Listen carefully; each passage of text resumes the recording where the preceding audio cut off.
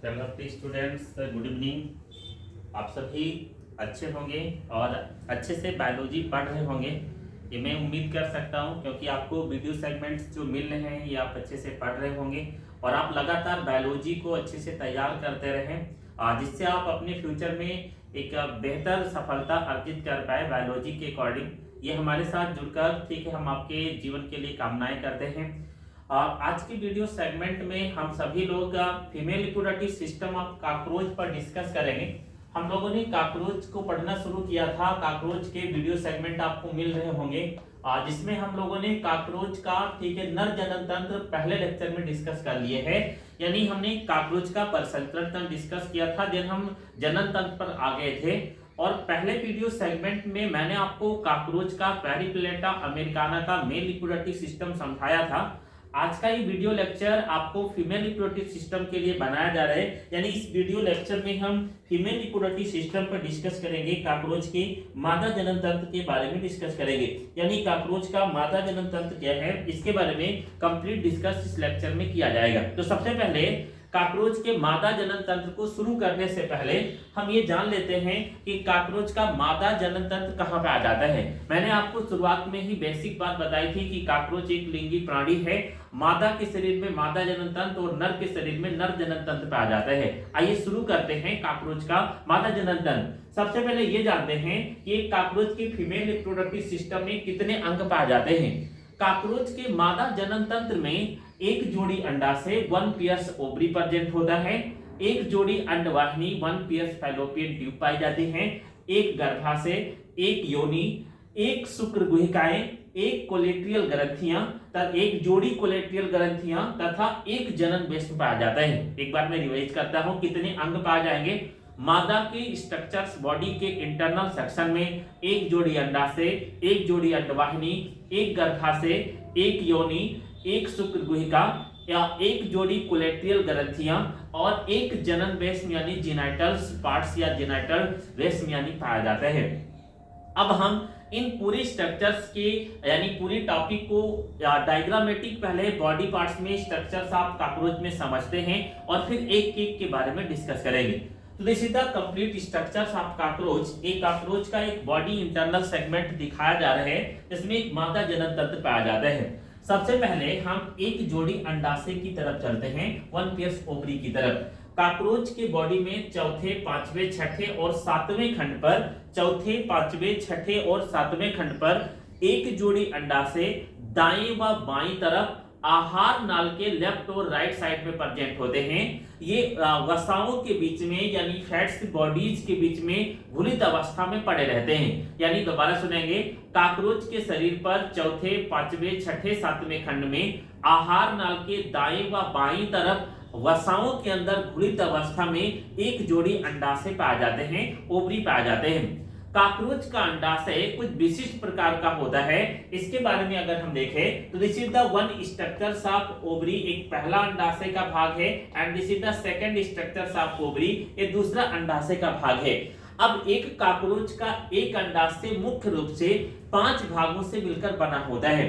Cockroach के अंडाशय में 8 छोटे छोटे, मान लेते हैं यह एक ओवरी है, इसमें 8 लंबी छोटी छोटी हेयर लाइक या फ्लिप लाइक स्ट्रक्चर्स फॉर्म होती हैं। मैं यहाँ पर अगर 4-5 बना रहा हूँ, इस प्रकार 8 संरचनाएं पाई जाती हैं। इन 8 संरचनाओं की फ्लिप लाइक स्ट्रक्चर को ओव्यूल्स कहा जाता है। एक बार मैं पीछे से कान खोलकर समझें, दोबारा रिवाइज कर रहा हूँ। कॉकरोच का एक अंडाशय जो मुख्य संरचना होती है, लंबी फिलामेंटस 8 संरचना का फॉर्मेशन करती है, निर्माण करती है।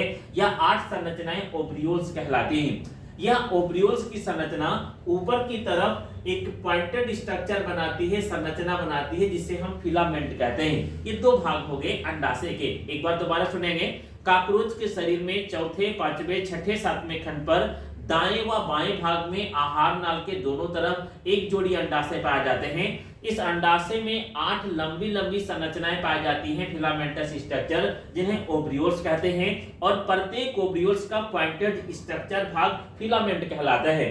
वह हिस्सा जहां पर ये सारे ओव्यूल्स एक साथ जुड़े होते हैं, जुड़ते हैं, उस पार्ट्स को हम जर्मीनियम कहते हैं, तथा यह एक मोटी गोलाकार संरचना में ओपन होता है जिसे हम विट्लेरियम कहते हैं। यानी ओब्रियोस 8 संरचना, क्वार्टेड स्ट्रक्चर फिलामेंट जिस स्थान पर जुड़ता है उसे हम जर्मीनियम, और वह राउंडेड स्ट्रक्चर जहां पर मुख्य अंडाशय की संरचना जुड़ती है उसे हम बैक्टीरियम कहते हैं। ये चौथा भाग हुआ। पांचवा भाग अंडाशय का वह हिस्सा जो ओविडक्ट से जाकर अंडवाहिनी से जाकर जुड़ता है, उस भाग को हम पेडसिल्स यानी डंठल कहते हैं। यानी यह हिस्सा पेडसिल या डंठल कहलाता है।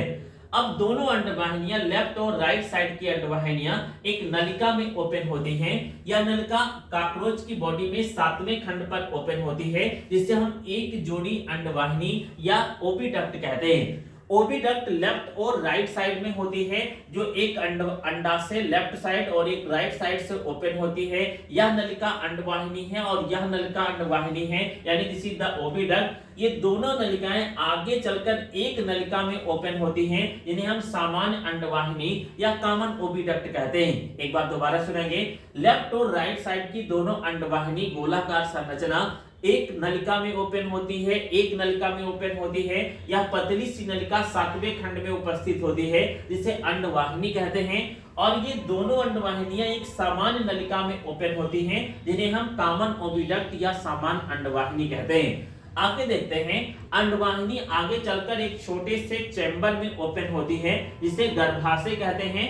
गर्भाशय के निचले स्तर पर एक छोटा सा चैम्बर और स्थित होता है जिसे हम योनि कहते हैं।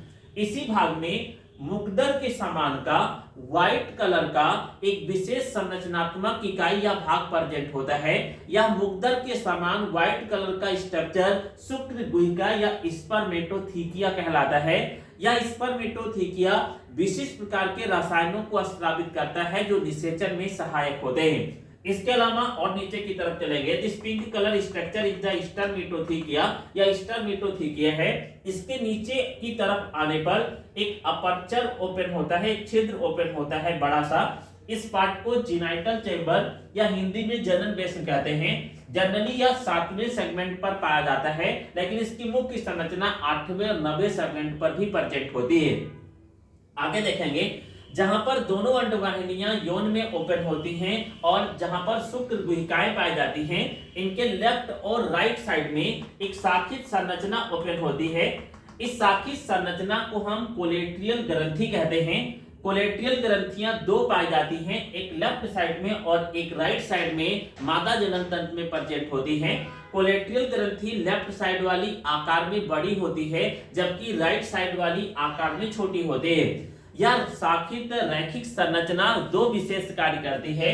लेफ्ट साइड की कोलेट्रियल ग्रंथि प्रोटीन जैसे मटेरियल का स्त्राव करती है, जबकि राइट साइड की कोलेट्रियल ग्रंथि विशेष प्रकार के मटेरियल का स्त्राव करती है जिसे डाईहाइड्रोक्सी फिनॉल कहते हैं, जिनके द्वारा जेनाइटल स्पोर्स में कुछ विशिष्ट संरचना का निर्माण किया जाता है। तो this is the complete structure या complete reproductive system of the female reproductive system of cockroach. एक बार मैं पूरा रिवाइज करता हूं क्या क्या पाया जाएगा। अगर हम कॉकरोच की बॉडी में देखें, एक जोड़ी अंडाशय पाया जाएगा जो किसी भी कॉकरोच के आहार नल के दाएं व बाएं भाग में बटा होता है। एक जोड़ी अंडाशय, प्रत्येक अंडाशय में 5 मुख्य भाग होते हैं। पहला भाग ठीक है मुख्य रूप से ओव्यूल्स कहलाता है, ऊपरी टिप पोर्शन फिलामेंट कहलाता है, उसके नीचे जर्मीनियम और उसके नीचे वेट्रिलियम पाया जाता है। जहां पर अंडाशय ओविडक्ट से जाकर जुड़ता है उस पार्ट्स को पेडसिल्स या डंठल कहा जाता है। कॉकरोच के शरीर में दोनों अंडाशय एक सूक्ष्म नलिका में ओपन होते हैं, एक एक नलिका में, जिसे ओविडक्ट या अंडवाहिनी कहते हैं। अंडवाहिनी चलकर एक सामान्य नलिका में ओपन होती है जिसे हम कॉमन ओविडक्ट कहते हैं। कॉमन ओविडक्ट नीचे की तरफ एक वेजाइना या गर्भाशय में 2 स्ट्रक्चर्स में ओपन होती है, जहां पर सफेद रंग के मुग्दर के समान एक संरचना विशिष्ट पाई जाती है। यह मुख्य रूप से संरचना शुक्र गुहिका कहलाती है और शुक्र गुहिका के एक विशिष्ट कार्य होता है। इसके अलावा अगर हम बात करें शुक्र गुहिका के नीचे, तो लेफ्ट और राइट साइड में शाखित धागे के समान संरचना भी प्रेजेंट होती है। यह शाखित धागे की समान संरचना कोलेट्रियल ग्रंथि कहलाती है। कोलेट्रियल ग्रंथियां और सारी शुक्र गुहिकाएं और साथ में वेजाइना और गर्भाशय नीचे की तरफ लगभग 7वें से 10वें चेंबर की तरफ एक छिद्र में ओपन होते हैं, जिन्हें हम जेनाइटल वेसन कहते हैं। इनके द्वारा ये मैथुन क्रिया करके स्पर्म को रिलीज कराते हैं और फिर फर्टिलाइजेशन होता है। हम इनके बारे में अगर लिखना चाहें तो एक एक करके मैं बोल देता हूं, आप इसे लिख भी लेंगे। फर्स्ट ऑफ ऑल अगर हम एक जोड़ी अंडाशय की बात करें या अंडाशय के बारे में हेडिंग डालकर लिखेंगे, वन पेयर्स ओवरी। मादा जनन तंत्र में एक जोड़ी अंडाशय उदर के चौथे, पांचवें, छठे और सातवें सेगमेंट पर उपस्थित होते हैं। एक जोड़ी अंडाशय में मुख्य रूप से 5 भाग होते हैं, जिन्हें हम ओवरियोल्स, फिलामेंट, ठीक है, जर्मीनियम, बैक्टीरियम और पेंडसिल कहते हैं। अंडाशय के अंदर अंडाणुओं का निर्माण होता है तथा उन्हें अंडवाहिनी में स्थानांतरित किया जाता है। बी हेडिंग डालेंगे, अंडवाहिनी। मादा कॉकरोच के शरीर में एक जोड़ी अंडवाहिनी 7वें खंड पर उपस्थित होते हैं। प्रत्येक अंडाशय अंडवाहिनियों में खुलता है तथा प्रत्येक अंडवाहिनियां एक कॉमन ओविडक्ट यानी समान अंडवाहिनी में खुलते हैं। समान अंडवाहिनी आगे चलकर यौन तथा गर्भाशय में खुलता है। नेक्स्ट हेडिंग डालेंगे, जनन बेस्म। प्रत्येक जनन बेस्म यानी अंडवाहिनियां आगे चलकर एक बड़े से अपर्चर में खुलती हैं, जिन्हें हम जनन बेस्म कहते हैं। इस भाग में कॉकरोच मैथुन क्रिया में स्पर्म को रिलीज करते हैं तथा वह फर्टिलाइजेशन के लिए आगे स्थानांतरित होता है। वह हिस्सा जहां पर यौन व गर्भाशय उपस्थित होता है उस भाग में शुक्र गुहिकाएं पाई जाती हैं। शुक्र गुहिकाएं क्या हैं, हेडिंग करके लिखेंगे। शुक्र गुहिकाएं मुग्धर के समान सफेद रंग की एक विशिष्ट संरचनाएं होती हैं। इन शुक्र गुहिकाओं का जो मुख्य भाग होता है, इनसे विशिष्ट प्रकार के रसायन स्रावित होते हैं और ये विशिष्ट प्रकार के रसायन निषेचन में सहायक होते हैं। इसके अलावा लास्ट हेडिंग डालेंगे, कोलेट्रियल ग्रंथियां। एक कॉकरोच के शरीर में दाएं व बाएं भाग में शाखित संरचना कोलेट्रियल ग्रंथि पाई जाती है। कोलेट्रियल ग्रंथि से प्रोटीन तथा मुख्य रूप से डाइहाइड्रोक्सी फिनॉल जैसे रसायन स्रावित होते हैं। ये विशिष्ट कार्य मादा जनन तंत्र में करते हैं। तो this is the complete female reproductive system of cockroach. आप इसे अच्छे से समझ गए होंगे और आप इसे अच्छे से डायग्राम बनाकर तैयार कर लेंगे। धन्यवाद। नेक्स्ट वीडियो लेक्चर में हम कॉकरोच के पाचन तंत्र और तंत्रिका तंत्र के बारे में डिस्कस करेंगे।